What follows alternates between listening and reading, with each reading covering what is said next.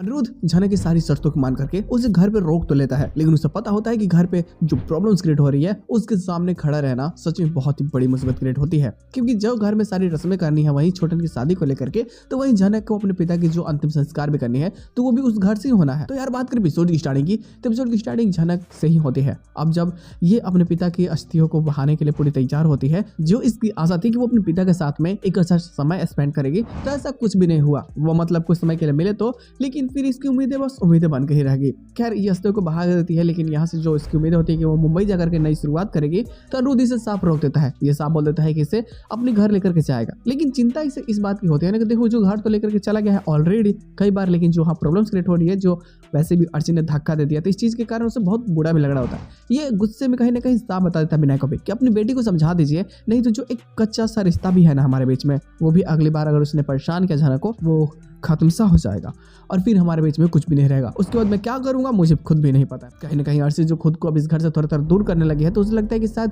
अनिरुद्ध को करीब करना है तो इस घर से खुद को दूर दिखा करके थोड़ा सा संपत्ति गेन करना ही होगा। बाकी लोग तो उसकी सपोर्ट कर ही रहे हैं। तो यहाँ पे जब अब झनक के पिता की अंतिम संस्कार तो हो चुकी है, लेकिन जो आगे के श्राद्ध की क्रियाक्रम होती है वो सभी करने के लिए झनक को एक ऐसी जगह की जरूरत है जहाँ पे वो सभी पूजा पाठ करा सके। लेकिन घर में तो जो छोटन की शादी की बातें होने लगती है और शादी की पूरी दिन तारीख सब कुछ रख दी जाती है, तो जिस घर में शादी होने वाली है उस घर में तो भला ये सब होने नहीं देंगे। वो मना करने के बाद अब अनिरुद्ध के सामने चुनौती होती है कि कैसे सबको मनाएगा। हो सकता है कि पंडित जी से मिलकर कोई नया सोल्यूशन खोजे या फिर कहीं ऐसी जगह पे जाए जहाँ सभी क्रियाक्रमों को किया जा सके। तो यहाँ पे वो झनक का साथ छोड़ने वाला है नहीं, तो वो एक साथ सबसे लड़े जाता है। एक एक्स्ट्रा छोटा सा प्लॉट होता है वो अनिरुद्ध की बहनों का।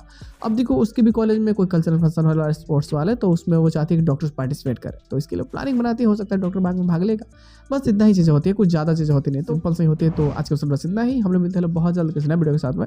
तब तक के लिए बाय।